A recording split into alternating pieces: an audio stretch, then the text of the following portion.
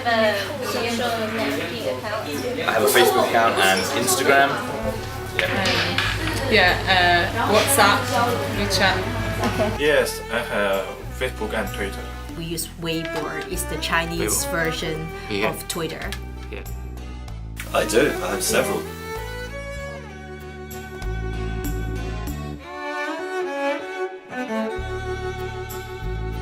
If I know them well, nice. But normally just. So when you're doing that in class, does it affect your concentration? Yes. Okay. Very true. Yeah, I can't really focus on two things. So if I'm on Facebook, it's like closed. For the Globe Cafe that I organised, putting on Facebook some photos for that, things like that. Yes, quite often, about 5 times a day or more. Normally, I won't use it or browse it during my class, but I will browse it at least, I think, twice a day. I do, yes. I try to post on Twitter 2 or 3 times a day because when I'm not teaching here, I run my own communications business, so it's important to network with other people. I have a Facebook page for the books that I write, and I post on my Facebook page at least once a week, sometimes more. And I email people through my various accounts. So I'm very busy with social media, and I like it because I think it's a valuable thing for all of us to be able to communicate as widely as possible.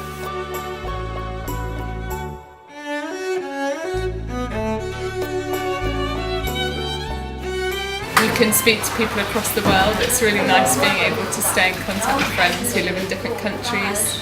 People are living online, aren't they? They're like living through like a fake world, and if you just put your phone down and just start talking, it feels a lot better, I think. Do you think it's a healthy way of living? No, definitely not. Definitely not. No. When I was in Japan, I didn't have a phone. I only used like on the computer when I got home. But now, with a smartphone and you can do everything, like I think I would definitely need to go home and get my phone. Normally just surf to the social media sites, and it's like avoid me to being lonely. I think, and the difference now is as well, it's not just mobiles, is it? But with the iPads, etc. If we knew you were using them and using things on them to help your education, nobody would worry. But so far, evidence doesn't suggest that it's used. You know, if you're on Facebook, it's not going to help you grow. It's definitely not. It's completely transformed my life. You cannot believe how it's changed the lives of journalists.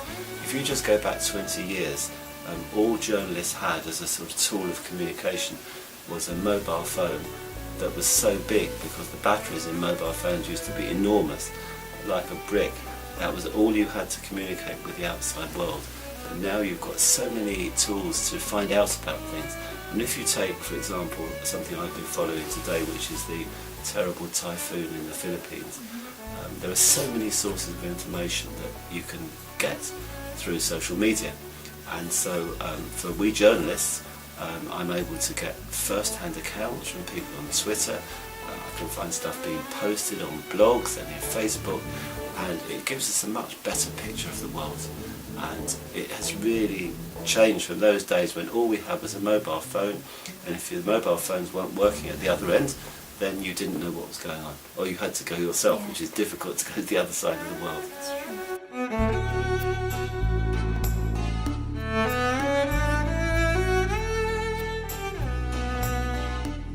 What will happen, people will become really bad at face-to-face communication maybe. Because I have friends who are like really talking on Facebook, really chatty, and you meet them, they're like, "Hi, I really want to meet you, and then they're like, so you think, yeah, this is easy, and then you meet them, and you don't know what to talk about, you're like, oh, hi, yeah. That's really bad, and that's a really big problem. So I think it's going to get a lot worse, socially. So people will become really socially inept and can't really... Brother came up to visit the other day, and I see him 5 times a year, and he was on his phone, so I picked it up and I threw it across the room. Really strange. Yeah, and I think it is bad because it's not the things that we communicate face to face, Yeah. but it's in a platform that they communicate.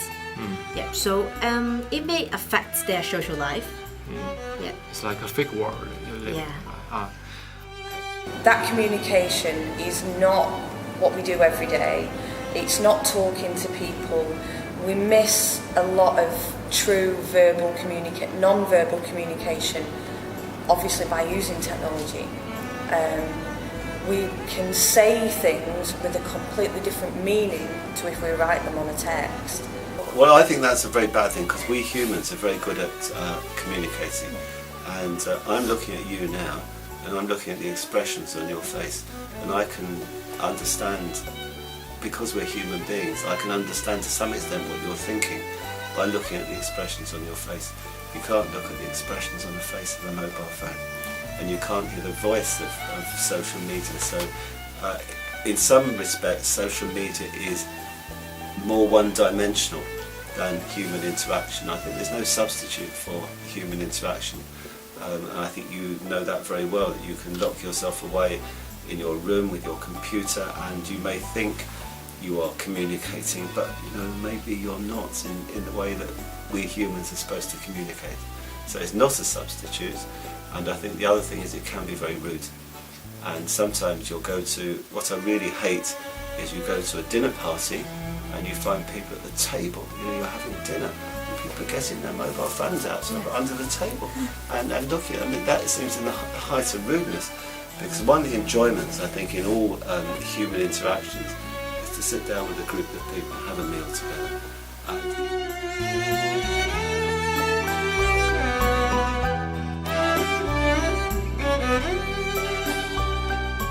Dates or people going out on dates and dinner, they're all just wrong, like a group. So you mean All, the Japanese generation?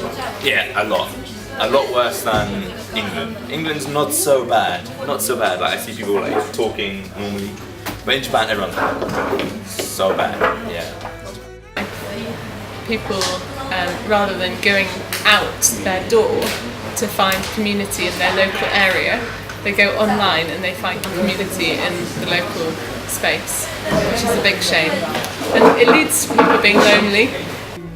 I will waste many time on it when I feel a little bit tired, and I will start to use my phone and see what's the updated news, or maybe surf the YouTube or see some new videos or funny things, and it will distract me.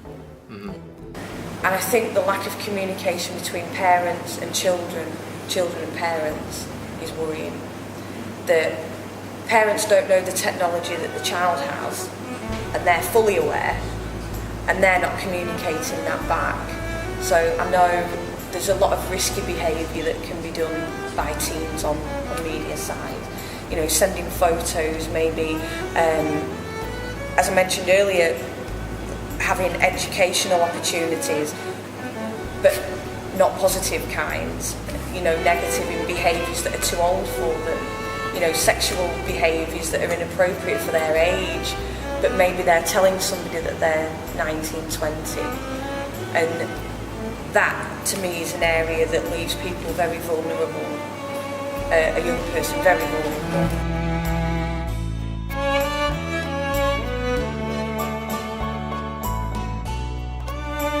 Yes, I think it's up to, I say this as a parent myself of young children. I teach my children not to do this. And my son, who is has a mobile phone now, it's not connected to the internet. It's connected to the internet, but he can't use it as a phone. It's an iPod Touch.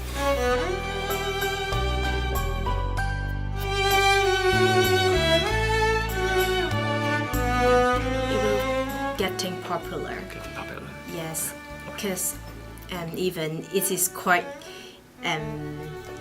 good, facilitate good in nowadays situation, but really help each other to communicate instantly, make others' life more convenient. I think it will become more popular, maybe. Hopefully. People get addicted to it. It becomes part of people's lifestyle, so I can't see that changing. I'm not sure, because I think social media now is probably going to see a lot of new innovation. So I can't really, I've not got the insight that somebody like Steve Jobs has into the future. I'm always shocked by my phone now anyway, which is, I can do this. So I don't know what innovations will be out there, but I think it will become more functional. I think much more popular. Much more Yeah, popular. I think much more popular. I think those of us who've got the latest media, like the new iPhone 5S, you already, some people I notice are starting to use voice instructions to their phone because it's become easier. So instead of looking at our phones, we want to be talking to them. And who knows then, you know, when we have virtual reality, maybe we will have a different sort of interaction. So I don't think we can stop it. I think we have to accept that these things march on, it's progress. And you don't want to turn back progress. So I applaud progress, it's a good thing. But I think we need to learn how to adapt to it and how not to let it dominate our lives.